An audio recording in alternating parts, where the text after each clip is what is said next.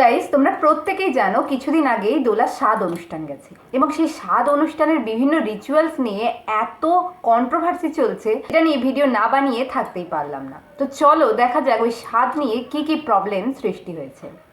তো প্রথমেই চাঁদ মতো করে একটা ফোঁটা দিয়ে দেয়।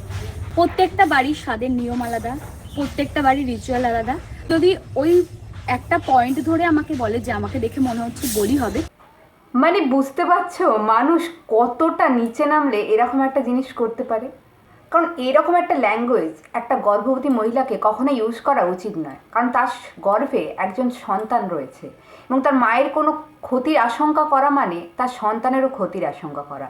এটা তো আমাদের মানবিকতার কাছেই সব থেকে বড় ভুল। কারো সম্পর্কে কোনো কিছু বলার আগে ভেবে চিন্তে বলা উচিত, এটা আমার মনে হয়। দ্বিতীয়ত প্রবলেম হচ্ছে এটা নিয়ে, মানুষ না ভালোটা নিতে পারে না। এখানে যদি আমি মাছ মাংস খাতাম, মানুষ খুব ভালোভাবে নিত। মানে নিরামিষ তো মানুষ ভালোভাবে নিতে পারে না। তো অনেক কিছু আমি শুনেছি, অনেক কিছু। আরে কেন ভাই, বাড়িতে কি কেউ কি নিরামিষ খায় না? না পুজোর কোথাও গেলে আমরা সেখানে আমিষ খাওয়ার জন্য ছটপট করি। মানছি অনেকেই নিরামিষ খাওয়ার পছন্দ করে না, কিন্তু তাই বলে এখানে দোলা যে শুধুমাত্র ডাল ভাত খাইয়ে ছেড়ে দিয়েছে এটাও তো নয়। নিরামিষ পদেও তো সে বিভিন্ন রকমের আইটেম রেখেছিল। সেটা নিয়ে এত কথা বলার কি আছে? আর কারো যদি প্রবলেম হয় নিরামিষ খেতে, সে খেত না, সে চলে যেত। তার জন্য নিরামিষ খাবারকে অপমান করার তো কোনো দরকার নেই। এবং একটা দিন মাছ মাংস না খেলে তার যে এমন কোনো অসুবিধা হয়ে যাবে এরকমও কোনো ব্যাপার নয়।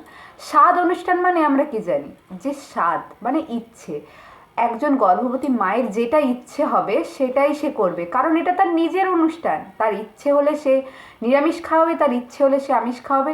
আমাদের সংস্কৃতিতে আমরা তো আমিষের থেকে নিরামিষটাকেই বেশি ভালোবাসি, মানে আমাদের হিন্দু সনাতনী ধর্মের কথা বলছি।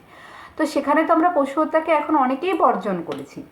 সেই ক্ষেত্রে সে যদি নিরামিষ খাওয়াতে চায়, তার একটা শুভ দিনে সে যদি শুভ কাজটা করতে চায়, তাতে মানুষেরও তো প্রবলেম কোথায়? আর একটা প্রশ্ন, দোলার বাড়িতেও কিন্তু পুজো হয়েছে, যেখানে পুজো হয়েছে যজ্ঞ হয়েছে সেখানে কখনোই মাছ মাংস হয় না। এটাও কিন্তু সবার মাথায় রেখে কথাটা বলা উচিত। যারা এটা বলেছে তারা তাহলে আগেই জেনে নিতে পারতো যে এখানে নিরামিষ হবে কি আমিষ হবে, তাহলে সেই অনুযায়ী তারা অ্যাটেন্ড করতে পারতো অনুষ্ঠানটা। আমার তো সেটাই মনে হয়। আর তৃতীয় প্রবলেম এটা, ফ্যান থেকে আগুনের ছিটকাচ্ছিল, তো ওই ভিডিওটা ছেড়েছে প্রাচেতা।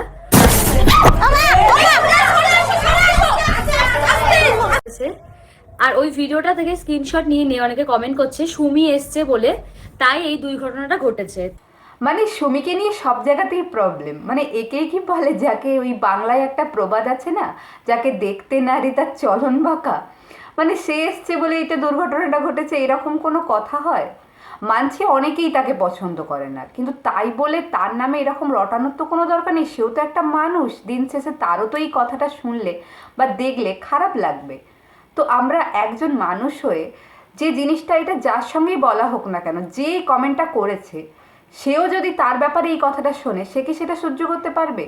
তো আমরা যেটা নিজের জন্যই সহ্য করতে পারবো না, সেটা আমরা অন্য কাউকে কি করে বলতে পারি? মানে আমাদের সমাজ কোথায় গিয়ে দাঁড়াচ্ছে আমি সেটাই বুঝতে পারছি না। মানে এই সব ভিডিও থেকে, মানে এরকম মানুষগুলোই কিন্তু আমাদের সমাজে সব থেকে বেশি নেগেটিভিটি ছড়াচ্ছে। একটা শর্ট সার্কিট হয়েছিল, যেটা লিটন দা পুরোপুরি বুঝিয়ে দিচ্ছে। ওটা কোনো কারণে শর্ট সার্কিট হয়ে গেছে। সেটা কি কারণে হয়েছিল আমি ওই জায়গাটা প্রেজেন্ট ছিলাম না, পরে ভিডিওটা দেখলাম। সে যাই হোক, সলভ হয়ে গেছে ব্যাপারটা, অসুবিধা নেই। তো এটা তো সবাই জানে, আমরা যে কোনো সাধারণ মানুষই জানি। একটু বুদ্ধিমান যারা হবে তারা প্রত্যেকেই জানে যে কোনো একটা মানুষ চলে এলে সেখানে দুর্ঘটনা হয় না, বরঞ্চ কোনো একটা কানেকশন প্রবলেম হলেই দুর্ঘটনাটা হয়। আবার কেউ কেউ বলছে ভিডিও করার জন্য। আচ্ছা, সে একজন প্রফেশনাল ইউটিউবার, একজন কন্টেন্ট ক্রিয়েটার, তো সে তার অনুষ্ঠানে সে খরচা করছে, সে ভিডিও করবে, সেটা তো সম্পূর্ণ তার ব্যাপার। তোমাদের দেখতে না ইচ্ছে হলে তোমরা দেখো না, কিন্তু তাই ভিডিও করেছে বলে তার দুর্ঘটনা ঘটেছে এটা বলাটাও তো সম্পূর্ণ ভুল। মানে কখন বোকা বোকা কথা। মানে আমি জানি না আমার ভিডিওটাকে তোমরা কিভাবে নিচ্ছ, কিন্তু আমার যেটা মনে এসছে আমি সেটাই বলেছি। তো তোমাদের কি মতামত অবশ্যই কমেন্ট করতে ভুলো না।